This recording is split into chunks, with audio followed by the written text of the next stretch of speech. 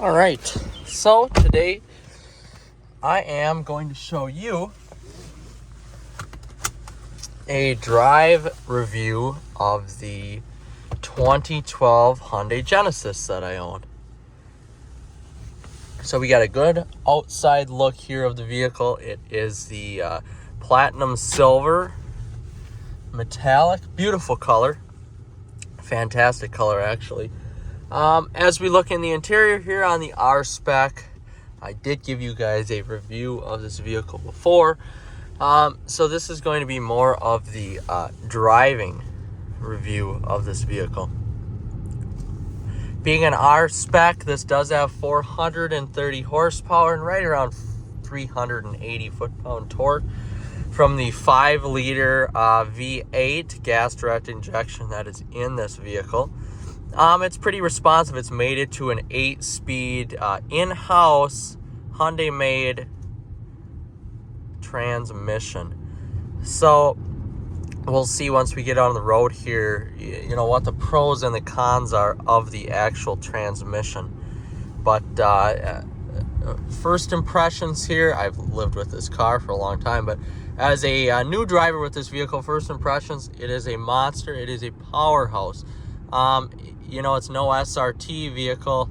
It's no,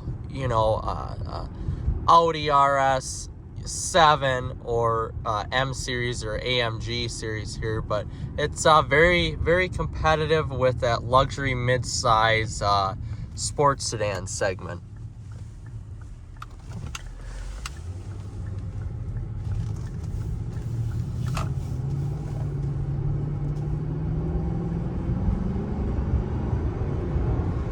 So as you hear the engine there, one thing I have to note about the vehicle, I don't like how quiet the engine is. That would mean this is a super sleeper sedan. For the average person that doesn't know what this vehicle is, for how quiet this engine is on acceleration, it's a big con for me. One of the few reasons why I don't like the vehicle here. But driving here, you get a good sense of the road, I would say.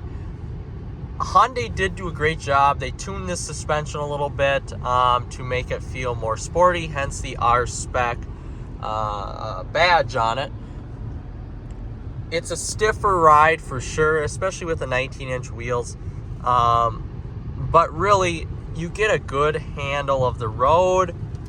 It fits kind of right into that sporty segment, but a highway cruiser. So it's right in the middle there, which is pretty perfect realistically for the average driver, you know, such as myself. One added touch I really like here, you have the rear sunshade, which I always pretty much have up. That's a very nice touch I need to add. One other thing I do have to mention here, the steering wheel. When you look at this steering wheel, it doesn't scream R Spec on it. This is your normal steering wheel. I think the Hyundai Sonata has probably a more cool steering, or Hyundai Azera has a more cool steering wheel than this. I think they could have put a flat bottom steering wheel on here like the GTI or GLI from Volkswagen. Maybe more of an SRT design steering wheel as well. That would have been pretty cool. Just a nice added touch. Even the Regal GS has a cool flat bottom steering wheel, racing inspired. But the controls on the steering wheel are very easy to use. You've got your telematics right here, your volume controls right there, how to change the station on your steering wheel. No buttons on the back. Take corners though, and it handles pretty well. You take corners and it does handle very well. I'm thoroughly impressed with that. You know, this sedan it's almost a full-size sedan, but it competes somewhere with the Chrysler 300 Dodge Charger in terms of size-wise. Like an E-Class, something like that in terms of size. So yeah, it's a large sedan, rear drive large sedan. I should say, just driving on open road like this here, if you set the cruise, you do get adaptive cruise control with lane departure warning. Now, on my Ram truck, when you go into a different lane, it automatically corrects you. This does not. This just gives you the little beeping warning. So if you have your radio up too loud, you can't hear the departure warning system, which is kind of a bummer. But it's just nice to have if you are driving or cruising or whatever on the highway. It's something that gives you a little added feeling of safety. I don't know what's safe about a 430 horsepower sedan, but that adds to it, I guess. The adaptive cruise control is very nice for 2012. Not a ton of vehicles had that. I know a lot of luxury vehicles did have that. So I would say here, for 2012, this is respectable. It's not like the Chrysler products or the Ford products adaptive cruise control, which I've tested. Ford and Chrysler are very good about, I should say, passively using their adaptive cruise control. By that, I mean good braking speeds, good get up and go when they need to go when you're following somebody at a stoplight. This vehicle here, sometimes, even at the 3 car lengths, you're a little worried if you're going to hit them if they go from a 60 to, a 20 mile an hour stop. You're a little worried, so then, you have to take over with your foot. But, other than that, I would say it's good. It's good for highway cruising. It's pretty impressive for 2012. Right now, this is where this car shines. Corners too, but when you're cruising on, roads that are pretty smooth or even fairly bumpy, this car shines. I found that this vehicle really sits well at 80 miles an hour rather than 65, and it's got ample passing power. I mean, ample passing power. One mode I've kind of toggled with here is the eco mode a little bit here too. I should explain that. I don't mind the eco mode. It makes the transmission shift a little bit slower. It makes it shift a lot smoother. And that brings me to the next subject here, the transmission. Transmission's good. Transmission is bad. If we take it out of eco mode here, you can see I'm going to press it now. It's pretty responsive. The car definitely moves though. Straight line acceleration of the vehicle is top notch, to say the least. But again, you expect that with a 430 horsepower sedan. At any point of acceleration, it does really good. You have to floor it though. You have to put it all the way down in order for those transmission gears to start moving. Now, it is an 8-speed, so it does have to drop. I mean, that has to drop from 8th gear basically to probably about 3rd, I think, in some of the testing I've done before. So it does have to drop a lot of gears. I do have to give it that. I'm not going to knock it on that. The 8-speed does make shifts extremely smooth though when you aren't romping on the engine. But very smooth.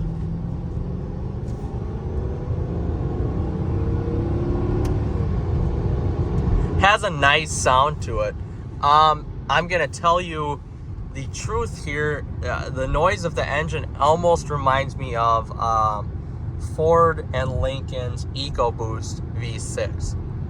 That would probably be my best explanation of what the engine actually sounds like. Definitely does not sound like a Hemi or a V8 out of a Benz or a BMW, anything like that, or even a GM product. It doesn't have that rumble. It does have a nice sound to it. It has a very refined sound. This is a vehicle as you get older that, hey, maybe your wife doesn't want you to get that Dodge Charger, but she wants to compromise with you, so you get a vehicle like this, and that's quiet, that's refined, that does have a ton of power at a price point that is excellent, and you have to compromise to get this vehicle. Hey, There we go. That's a good purchase right there. But in terms of daily driver, great. In terms of a vehicle that you can comfortably fit 5 people in, comfortably, and I mean that comfortably, this is the vehicle for you. It just doesn't do it justice in that back seat of how much legroom there actually is. This is like sitting in an SUV, basically. A great car to compromise if you want an SUV, but you don't want to look like a soccer mom or a soccer dad in an SUV. This is the car that works. It's got a spacious trunk. It's got a spacious rear seat. It's got a spacious front seat. Really everything you want in a sedan. All the luxury accommodations are there. A smooth shifting transmission. Sometimes I feel when it's in eco mode, which it should, but I feel like the transmission kind of gets in the way a little bit. But you take it out of eco, doesn't quite get in the way as much. I wish the shifts were a little bit faster on this vehicle. But you know, for the average person driving this, it's perfect. It's definitely not an SRT, definitely not an M, definitely not an AMG, but it holds its own against most of those competitors. 0 to 60 time is manufacturer estimated at 4.8. So not bad.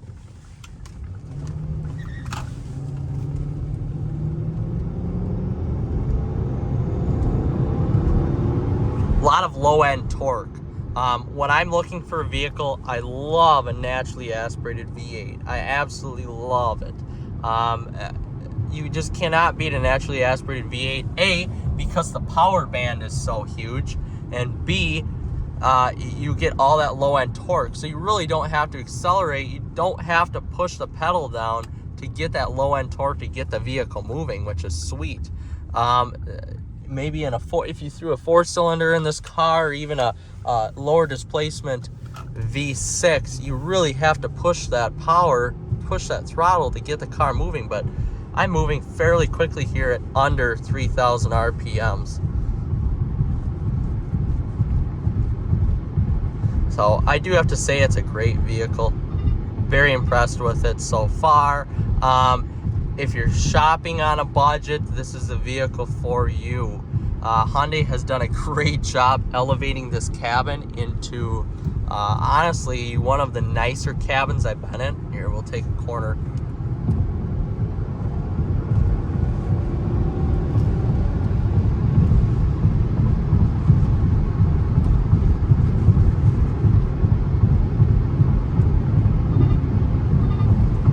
The steering here, you can feel the road.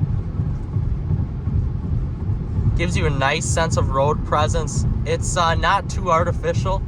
I like that you can feel the road. Gives you a little bit better of a driving dynamic.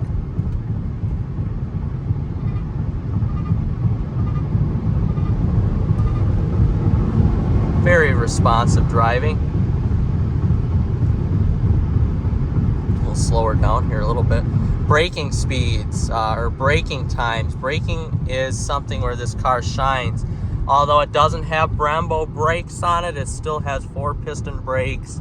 It does an excellent job at braking. I think braking stoppage measurements on this are 120 feet. So for a vehicle that weighs, I think 4,000-ish pounds, somewhere around there, I could be wrong. This vehicle does come to a stop very, very quickly. Very impressed.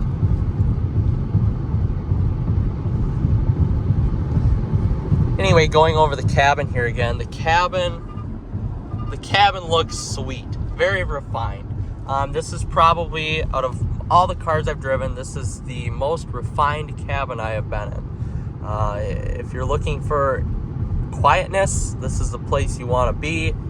If you are looking to not let people know what you're talking about on the outside, this is also the place to be.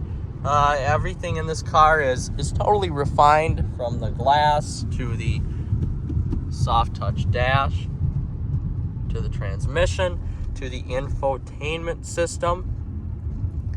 It's really, really, really good. Hyundai did a great job for 2012 on this vehicle.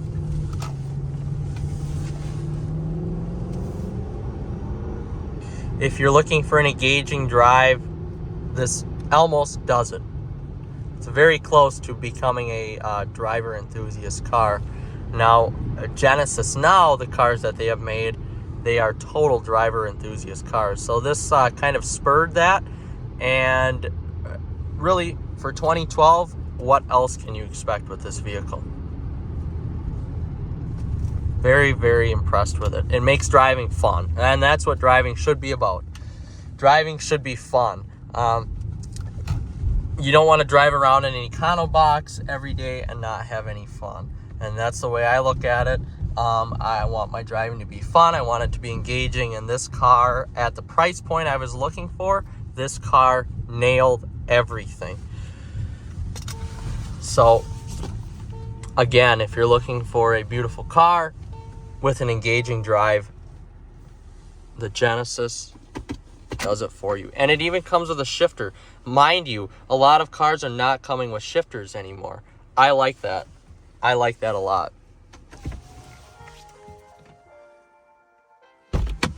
We'll take one more look of the exterior here.